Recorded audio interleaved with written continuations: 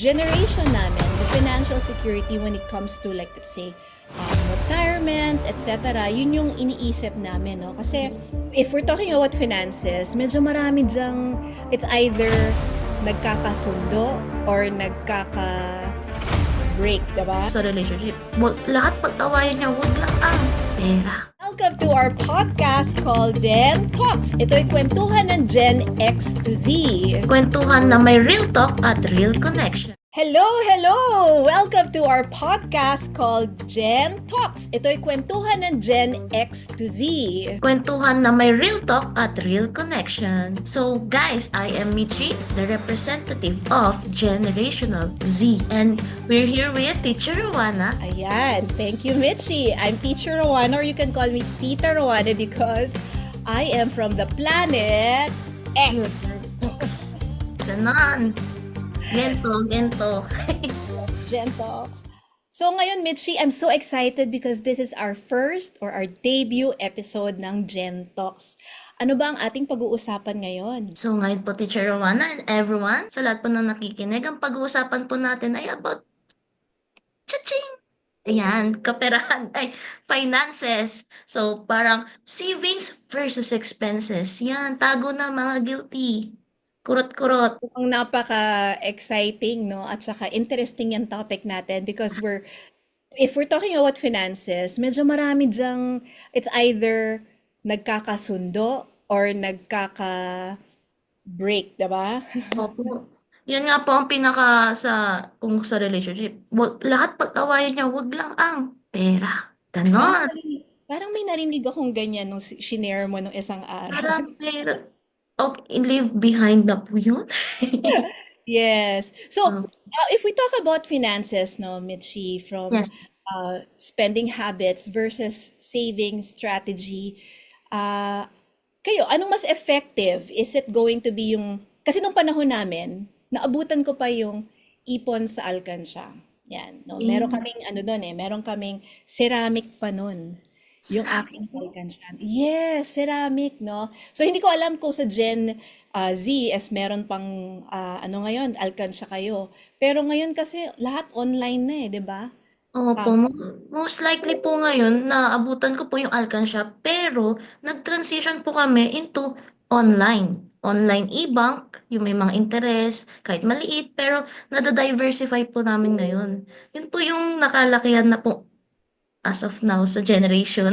Kayo po ba? Ano pong mas effective? Nakapag-transition na rin po kayo or stay on the old ways? Well, to be honest, I have to, of course, no, adjust doon sa mga online natin, no.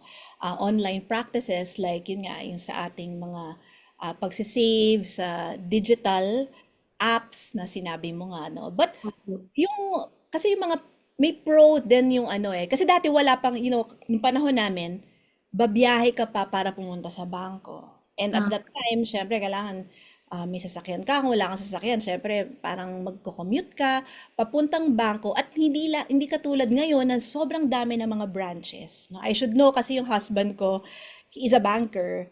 But then, so nung time na yon si Piggy Bank, ah, Piggy Bank or yung ceramic naming alkansya, was very effective kasi nandun lang siya sa bahay. Okay? Walang effort para lang na maghulog ka ng pera doon, ganyan. Tsaka yung parang feeling mo yung nakikita mo versus 'di ba sa digital kasi hindi siya Hindi niyo po tangible eh. nakikita, hindi siya tangible. Pero po, pwede pong mag-question kasi since na-emphasize niyo yung ceramic, bakit po ceramic? Alam mo, mayroong plastic, pero bakit ceramic? Kasi nung parang feeling ko, that's a very good question, Michi. Kasi nung panahon before, wala masyadong, if I'm not mistaken, wala masyadong plastic nung mga panahon na yun. Parang, di ba yung mga vase before, mas maraming kaming mga ceramic, mga real deals versus ngayon, parang maraming mga, Mga plastic na po, mga Orocan. Oh, Orocan. we're talking about yung gamit, hindi yung mga Ah, tao. ay, joke lang po. Okay. Ang ito naman yung no, narinig ko nung isang araw Noon ba yung kasi 'di ba very interesting yung do you save first before spending Oh, or you spend first and you save what's left. Narinig mo ba yun, Mitchie? Diba? Naririnig ko po yun kasi po meron po yun na merong formula diyan kasi more on data po tayo sa Gen Z. So meron po yung pag-a-allocate mo ng income from 50-30-20. So lately po sinusundan ko na po to 50% sa needs, 30% sa if I'm not mistaken po sa personal or sa bills, then 20% po isi-save. So, Hmm. save ko po yung 20%, yun na po yung expenses ko. So, mas mainam po na mag-savings ka muna before ka mag-spend. Parang yun po dapat yung top priority. Sa tingin niyo po, ganun din po ba yung mindset po before sa finance? You know, Mitchie, I see that you're a very, very mature in your outlook sa finances, no? And I'm very happy to hear yung mga Gen Z, your generation, are also concerned about saving first before you spend. Kasi sa amin, medyo conservative pa talaga, no? Yes, it is very important for us to save. However, nung bata-bata ako, kasi syempre, alam mo yon, meron kang allowance, hindi naman parang, kumaga parang meron din kaming urge to actually spend. 'Di ba? Ah, Lalo na pag may sale. 'Di ba? Pag may sale, naku, paano yan? Naka-sale ngayon. may sense of urgency po May na sense of parang urgency, last few pieces, no? ay, alam niyo po ba, trivia regarding po dyan sa sale na may urgency. Meron pong words sa Gen Z na FOMO. Meaning po, feeling of missing out. Fear of missing out. Fear of missing out. Kaya po pwede niyo pong sabihin dyan yung FOMO. Yan. Yung before po na feeling. Yun Oo po. nga. Actually, yeah, I hear about that as well. And mas ano ngayon siya mas prevalent yung FOMO ngayon, no, sa panahon ninyo. Kaya nung sa panahon namin, may mga cases where we get to spend, yes, pero because mas conservative kami, the savings must go first. Because of that, yung parang yung financial security, ayan, we talk about again financial security, no? Um, yung generation namin, the financial security when it comes to like let's say retirement, etc. Yun yung iniisip namin, no? Kasi um, nasa age na ako ngayon where I have kids and of course when you have kids and you're thinking about what will happen dun sa family mo kapag ka Yes. kunyari wala ka na or I'm not able to provide already. So mas real siya sa amin and we talk about mga insurances and investing and all that. So pero kayo sa generation ninyo, what is it like? Ang inyong parang what is your definition? Ng Nagbabago financial ba ang security. financial security definition across generations? Po. Ngayon po kasi, na-open po yung minds namin in regards po ng investments. Hmm. Sa investments po, hindi pa po pumapasok yung life insurance, then mga HMO. Pero ngayon po, parang nasa point po kami ng diversification. So, yung alat po That, muna, I like that. I like the diversification. multiple source of income first before po kami maglagay po sa sa insurance or sa securities.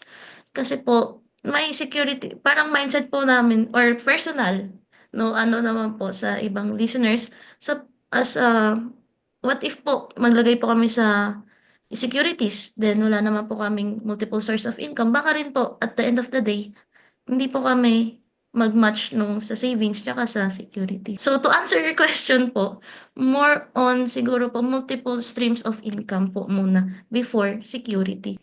I think your generation right now, mas later na kayo nagkakaroon ng, nag-start ng family. 'Di ba parang mostly ano kayo, career oriented or establishing yourself. 'Di ba? Kasi yung Opo. ano ko ganyan eh. Oh, medyo kaedad mo siya. So ganun siya like he really wants. Kasi nung time namin, well, I had a family when I was pretty young, ganun. So dahil nga mas later na yung generation nyo in general na Yes po. nagkakaroon ng family. So yun nga no, parang you get to um experiment. You have time to experiment, like what you said, to diversify where you want to invest or where you want to spend, or try mo tong lagay dito yung pera sa business, ganun, 'di ba? Tama ba? More on yun po yung mindset personally po, pero siguro po marami ding makaka-resonate po. Yun po yung ano namin ngayon, environment. I think that's very good din, no? Kasi magagawa mo lahat 'yan habang single ka pa, 'di ba? Kasi it's going to be very challenging if you begin to diversify or experiment with what you have, and kunyari meron kang pera sa kamay mo or in the bank or in digital wherever, no? Tapos when you have a family and then biglang ininvest mo siya in something na hindi siya Nag-grow po. God forbid, wag naman mangyari, nag-grow, and you have your partner, you have your kids, ang hirap, parang yung risk is too high to, tama ba? Kaya po proper risk management po talaga ng in terms of finance po talaga. Kaya po mas mainam na maging open po tayo sa multiple streams of income first sa generation po namin. Pero in your case po, meron po kasi 'di ba po tinatawag na financial security, life insurance and HMO. Ano po yung mas mainam po sa inyo in terms of that both po? Well, ngayon, Mitchie, compared kasi nung panahon namin, um, marami ng klaseng insurance, life insurance, yung mga HMO, ganyan. Merong insurances ngayon na nag-offer that you can, uh, may package siya na meron na rin doon health, may accident, meron na rin doon, ang tawag nito, may interest na, so nag-aano yung pera mo na nagkakaroon ng interest na, nag-accumulate, no? So, para kang i-invest na rin. So, hindi katulad before na life insurance lang. 'Di ba? Opo, So, kailangan medyo tegi muna ang tao bago makuha. puwede Hindi, ba? pwede.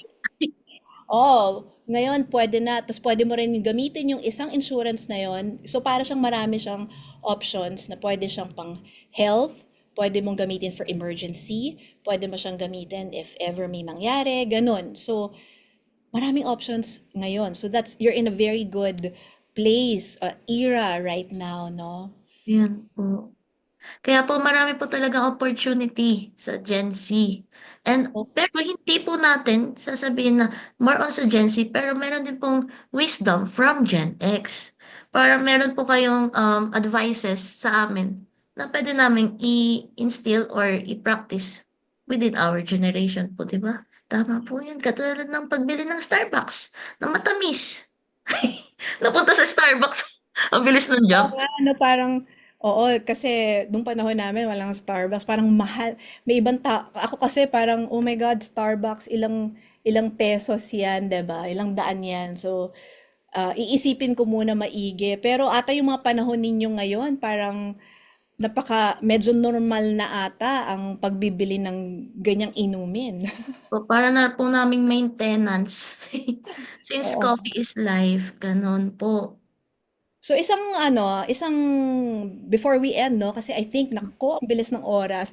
Before I end, no, Mitchie, maybe I can share one wisdom from a tita slash mommy slash teacher, Yes po. na meron akong principle in life, kami ng husband ko, na about how we handle the money with a mindset that we are just stewards, no? Ano ibig sabihin nun? Whatever we have right now, including our finances, it is actually not ours, but we are just taking care of what the Lord has given us, or parang temporary lang na dumadaan sa atin yon. So ibig sabihin, if you have that mindset that this is not the money that we have is not ours, then therefore you are going to actually take care of it more, you know? So parang what I'm trying to say is, syempre 'di ba, if it's ours, then go ahead, we spend it the way we want to because it's ours. But then if we have that mindset that this has just been lent to us, pinahiram lang ito sa atin ni Lord, So therefore, it is going to be our responsibility on how we spend or save it. Then, sabi nga 'di ba, yung sa Bible na merong isang kwento doon about yung alam mo yung parable of the talents. Narinig mo Yes, ba? balance. Opo. O, di ba? In regards po yun ng if hinid mo yung talents na binigay sa'yo ni Lord, baka hindi po siya mag-grow or tama po ba? Yeah, tama yan, no? Actually, the talents can, sa Bible kasi yung talents parang, or it can represent what, yeah, our skills or whatever which we use right now. But the talents, no, na medyo nagamit din, these are parang pwede ring pera, pwede Opo. ring time. Yung time na binigay sa atin. Or in this case, yung isang master na umalis siya, tapos binigay niya sa mga, anong tawag niya, mga tao niya, yung let's say, 10,000 pesos, kunyari. Okay. Sinabi niya, i-invest mo yan, pahiramin ko yan sa inyo, invest mo yan. Pagbalik ko, magtutuusan tayo. So, pagbalik ni Master, tinawag niya yung tatlong tao niya. Sabi niya, oh, kamusta yung ating mga in-invest na Okay. 10,000? Opo. Sabi nung isa, ito po, oh, Lord, inano ko siya, ininvest ko siya sa ganito, yung 10,000 naging 20,000. Very good, sabi nung master. How about number two? No? Staff number two, ay ito po yung 10,000, ininvest ko, naging 3 times, nag-yield siya ng, oh, so, okay. Tapos si servant number three or si staff number three, naku po, itong 10,000, natakot akong i-invest, galawin, kasi medyo masungit po kayo, kaya natakot ako pag hindi ako, nagkamali ako or whatever, baka anong gawin niyo sa akin.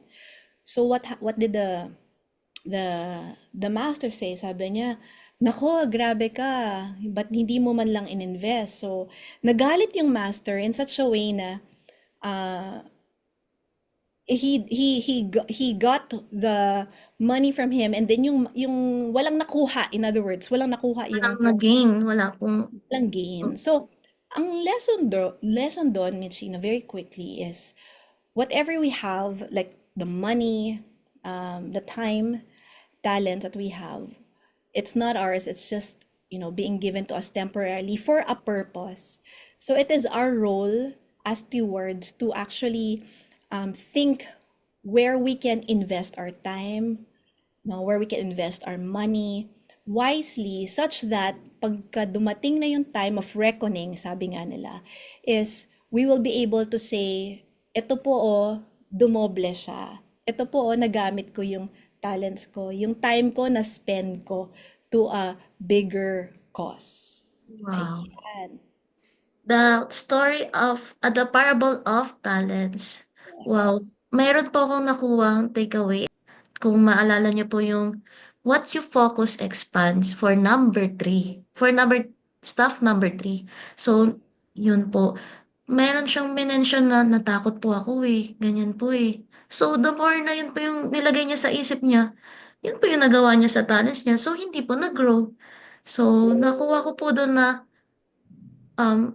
parang hashtag positive vibes. Huwag po tayong mag-focus kung saan yung hindi nag-generate sa atin ng tulong or help like negativity. More on sa positive side. Kung ano yung pwedeng mangyari. Kasi po, Gen Z, overthinkers po kami. The more na mag-overthink po kami, the more na nag-stagnant kami. Ay, kasi po, nangyari po yun sa akin. Na parang, shucks, hindi ko po to kaya, ganyan. Wala, paano to?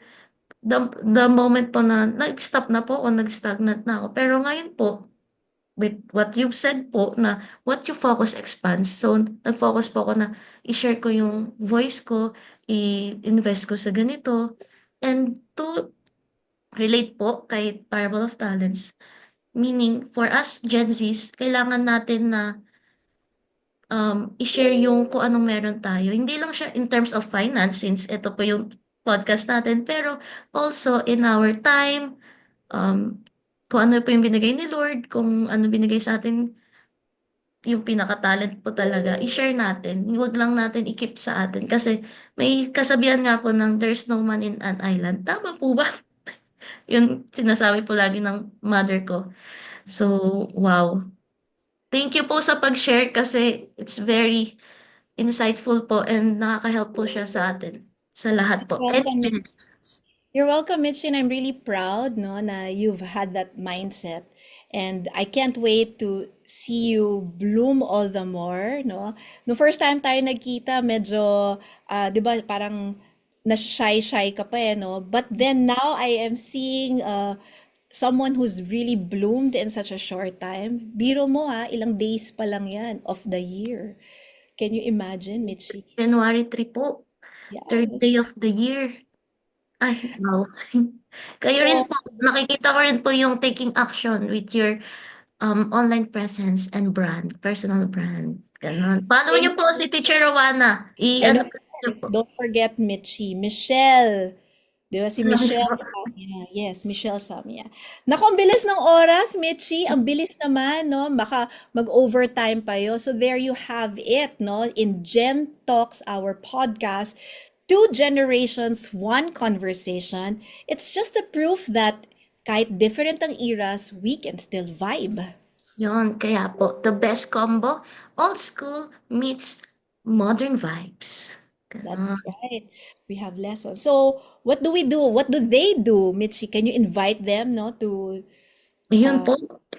Kung sana po lahat tayo ay may natutunan kasi po kaming dalawa po, both sides po ni Miss Rowana, Teacher Rowana ay napakadaming insights. So comment down below if anong natutunan mo at gusto mo pang matutunan for more episodes to come. Yes. Yun, comment down below and don't forget to subscribe sa aming Spotify. so you won't Gen miss Talks. any of our conversations in Gen Talk. Gen Talk. Gen Talks. Kaya halika na dito sa Gen Talks. Eh. So bye-bye! Bye! See you! Welcome to our podcast called Gen Talks. Ito'y kwentuhan ng Gen X to Z. Kwentuhan na may real talk at real connection.